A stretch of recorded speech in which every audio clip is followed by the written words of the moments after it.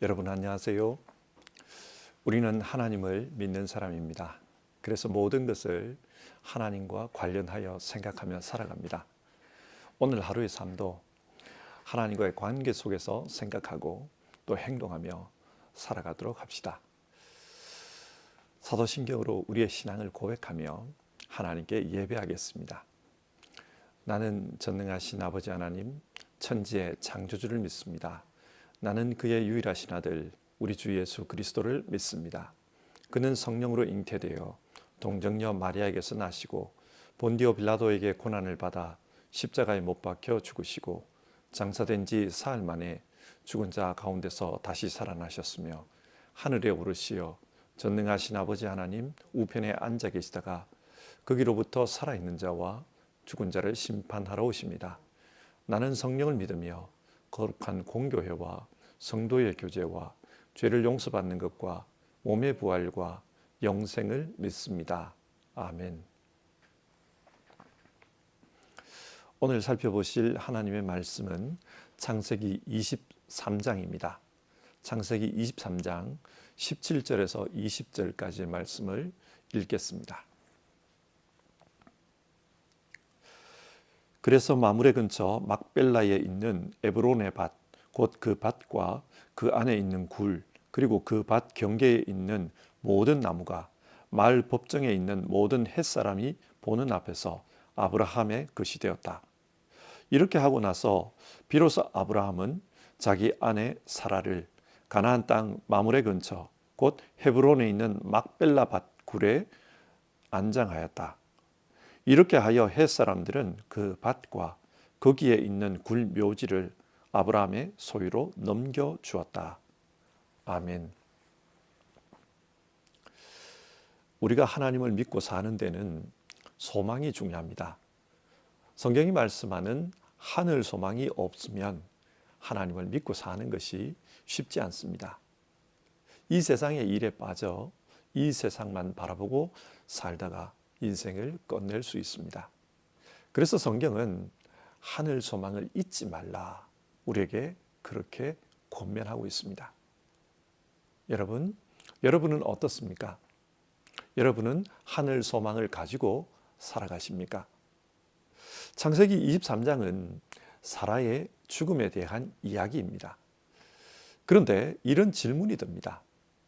믿음의 조상 아브라함에 대한 이야기를 하면서 왜 사라의 죽음을 이야기하는 것일까요?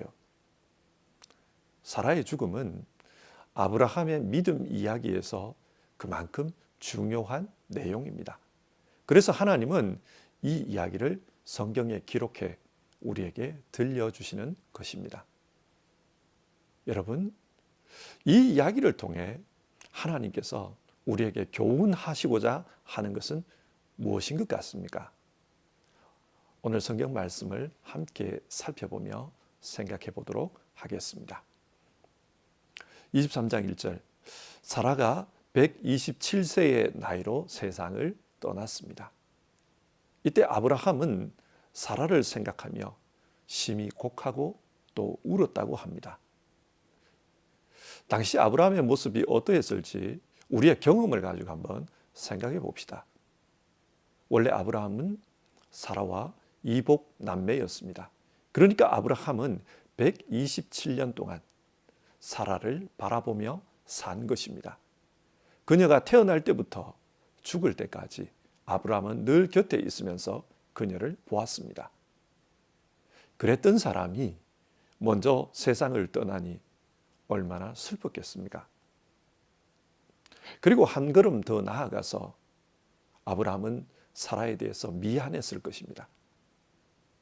사람이 그런 것 같습니다. 사랑하는 사람에게는 잘해준 일보다 그렇지 못했던 일들이 더 많이 생각납니다. 사랑의 깊이가 얕을 때에는 내가 너에게 어떤 호의를 베풀었는지 그것은 기억 못하느냐, 이렇게 자신이 잘해준 것에 대해 말하고 또 생각하는데, 사랑이 깊어지면 깊어질수록 못해준 것, 미안한 것, 그런 것이 더 많이 생각납니다.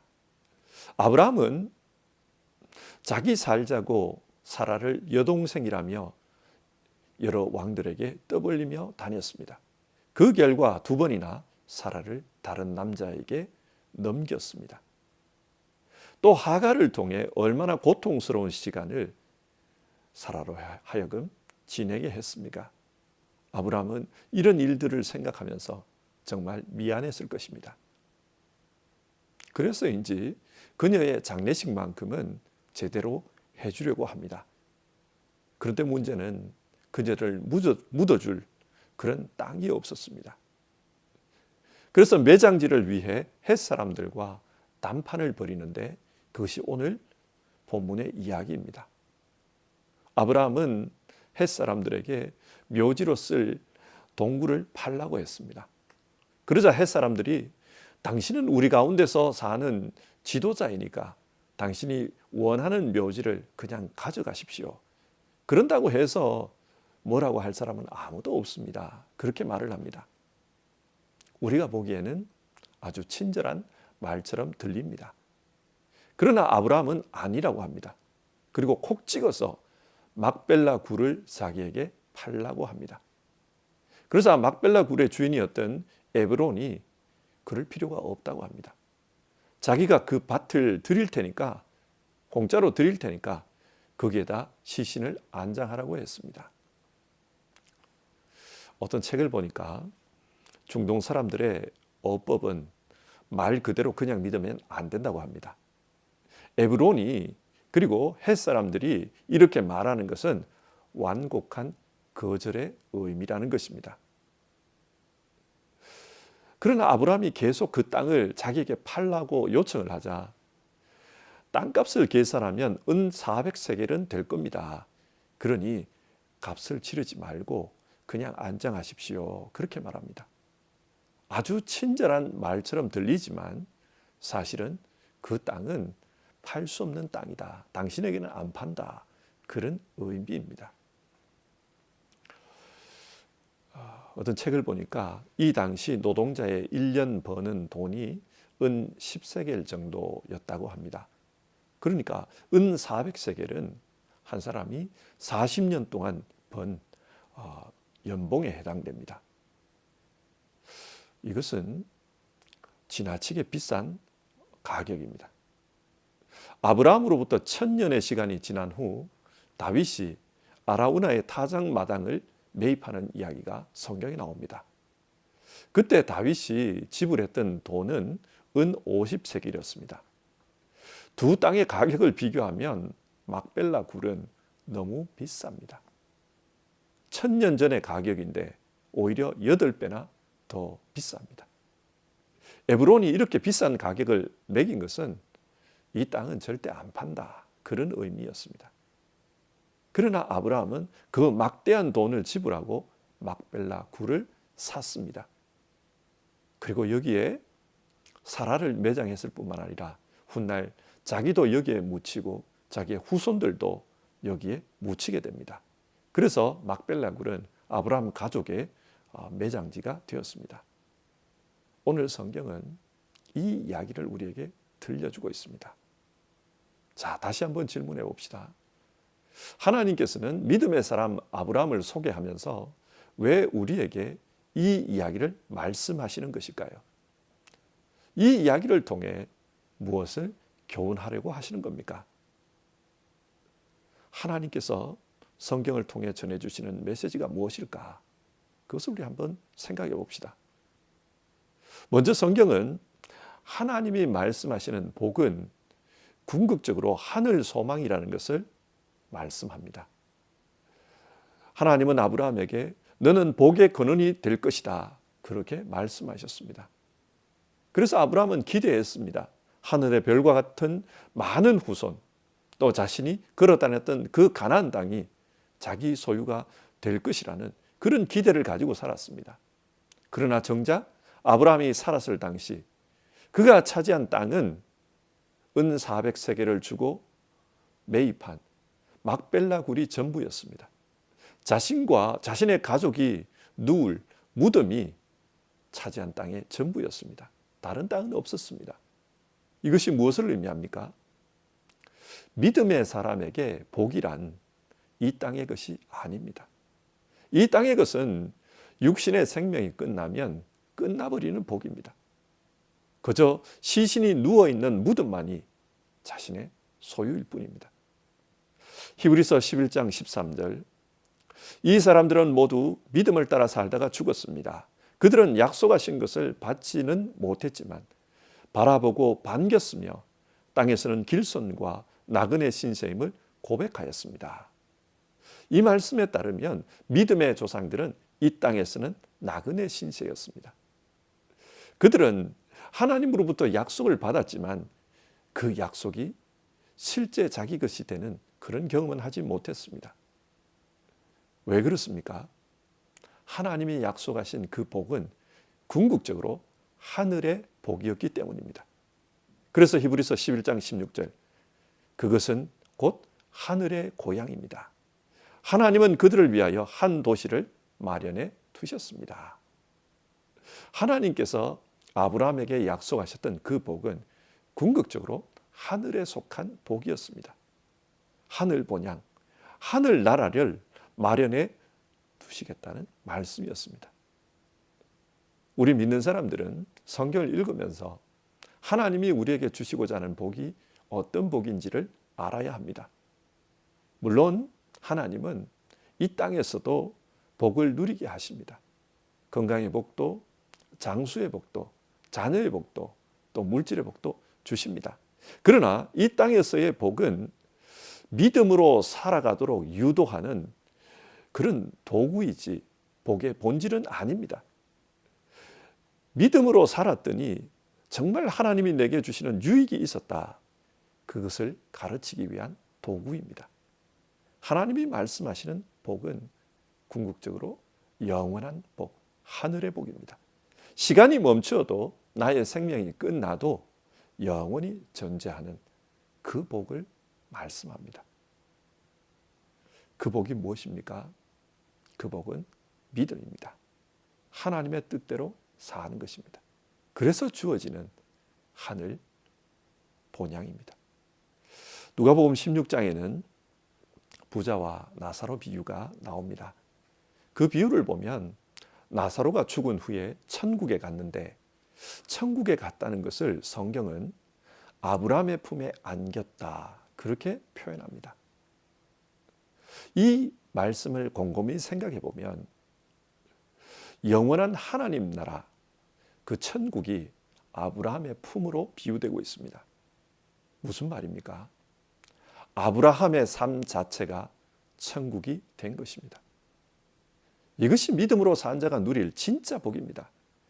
자신의 인생 전체가 천국이 되는 것입니다. 성경은 우리에게 이 소망을 가지라고 말씀하는 겁니다. 믿음을 통해 우리가 추구해야 할 삶의 목표는 우리 인생 자체가 하나님 나라가 되는 것입니다. 그래서 성경은 우리에게 믿음의 조상 아브라함도 이 땅에서는 막벨라 굴밖에 차지하지 못했다, 그것을 말씀하는 것입니다. 하나님이 말씀하신 복은 이 땅의 부동산이 아니라 자신의 인생 자체입니다. 그 인생 자체가 천국이 되는 것, 그것이 하나님 말씀하시는 복입니다. 이런 하늘 소망을 가지고 믿음으로 살아갈 때, 그때 이 복이 우리에게 주어진다. 성경은 우리에게 그것을 말씀합니다.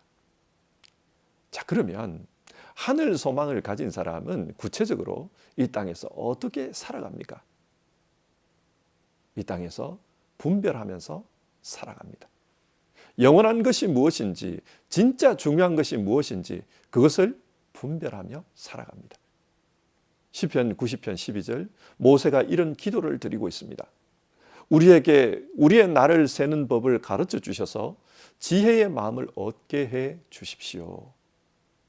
우리 인생은 언젠가는 죽을 유한한 인생이라는 것을 알고 살게 해 주십시오. 그 기도입니다. 이 땅의 생명이 끝났을 때 우리는 하나님 앞에서 심판을 받을 것입니다. 그 심판은 이 땅에서 살아온 우리의 모습이 그대로 눈앞에 펼쳐지는 것입니다. 마치 영화처럼 자신의 삶이 펼쳐질 것입니다. 성경을 보면 하나님께서 하나님의 책에 우리의 삶을 기록해 놓았다. 그런 표현이 나옵니다. 정말 우리의 인생이 하나님 앞에서 펼쳐질 것입니다. 만약 하나님께서 우리의 악한 삶, 부끄러운 삶, 그것을 예수 보혈 공로로 덮어주시지 않으면 그 악한 모습이, 그 부끄러운 모습이 그대로 그곳에서 드러날 것입니다. 그러면 누가 심판하지 않아도 자기 스스로가 알 것입니다. 아, 나는 저주받을 수밖에 없는 그런 삶을 살았구나. 스스로 알 것입니다. 그리고 영원한 부끄러움 속에서 그렇게 살아갈 것입니다. 그러나 예수님께서 계십니다. 예수님께서 그 보혈 공로로 우리를 덮어주십니다. 이것을 아는 사람은 이 땅에 살면서도 예수 보혈 공로, 그것에 의지해서 살아갑니다. 은혜를 중요하게 생각하며 사는 사람은, 예수님의 그 은혜를 정말 귀하게 여기는 사람은 예수님이 보여주신 믿음의 삶으로 살아갈 수밖에 없습니다. 무엇이 중요하냐? 내 눈앞에 있는 물질과 탐욕과 성공과 정복과 쾌락이 중요한 것이 아니라 주님 앞에 섰을 때 아름답게 드러날 그 삶이 중요하다. 그래서 사랑으로 살고 용서하며 살고 자비를 베푸며 살려고 믿음의 싸움을 할 것입니다. 하늘 소망을 가진 사람은 비록 이 땅에 살아도 하늘나라의 기준으로 살아갑니다. 이 말이 이 땅의 것은 아무 의미 없으니까 이 땅의 것을 다 버리고 산속으로 들어가라, 그런 말이 아닙니다. 이 땅에서도 하늘나라에서 기억될 것, 하나님이 기뻐하시는 것, 그것을 추구하며 살라는 말씀입니다. 두 번째로 오늘 성경이 우리에게 주는 교훈은 아름다운 기억을 남기라는 것입니다. 여러분, 무덤을 만드는 이유가 무엇일까요? 무덤은 고인을 기억하기 위해서 만듭니다. 그래서 헬라어로 무덤은 기억이라는 말에서 유래했습니다. 돌아가신 분의 입장에서 생각해 보면 무덤이 훌륭하든 초라하든 아무런 상관이 없습니다.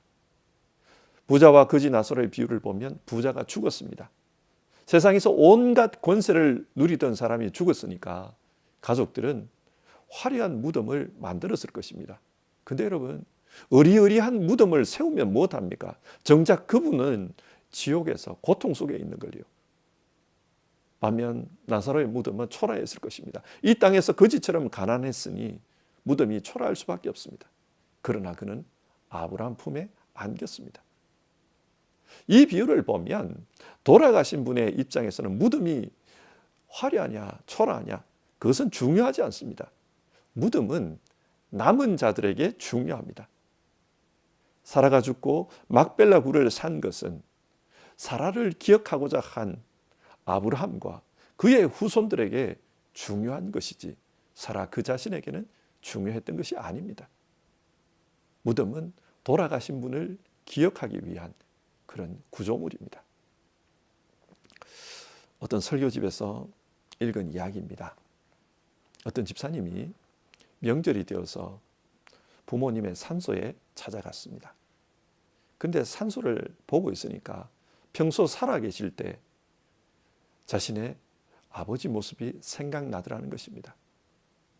어떤 생각이 났는가?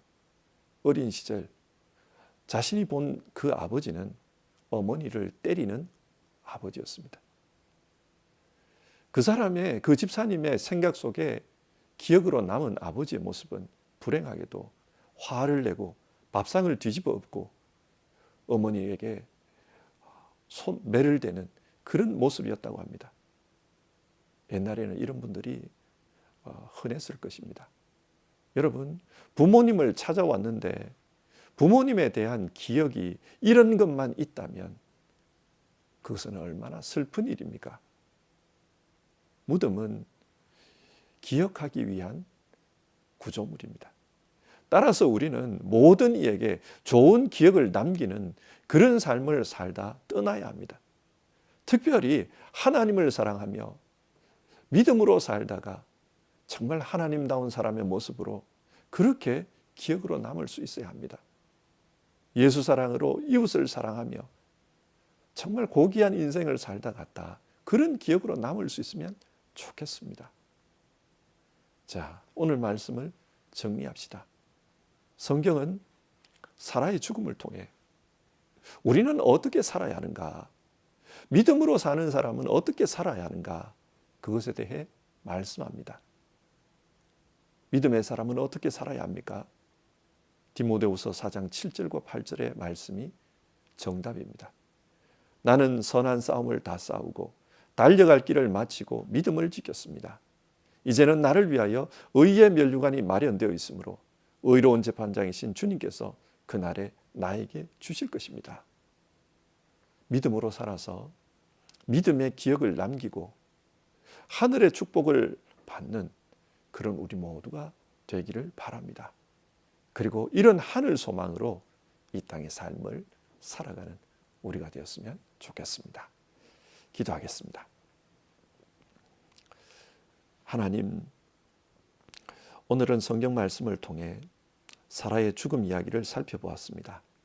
그리고 이 말씀을 통해 이 땅에서 믿음의 사람은 어떻게 살아야 하는가, 그것을 생각했습니다.